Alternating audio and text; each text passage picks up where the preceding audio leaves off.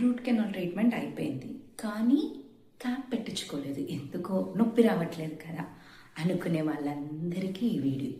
Root canal treatment అంటే ఏం చేస్తారు? లోపలున్న రక్త కణాల్లో ఏదైతే ఇన్ఫెక్షన్ ఉందో పంటి లోపలిది అది తీసేస్తారు.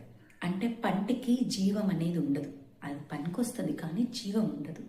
అలాంటప్పుడు ఏమవుతుందంటే పన్ను అనేది నొప్పి లేకపోయినా కూడా అదంతా గాజు బొమ్మలాగా, గాజు ముక్కలాగా అయిపోతుంది.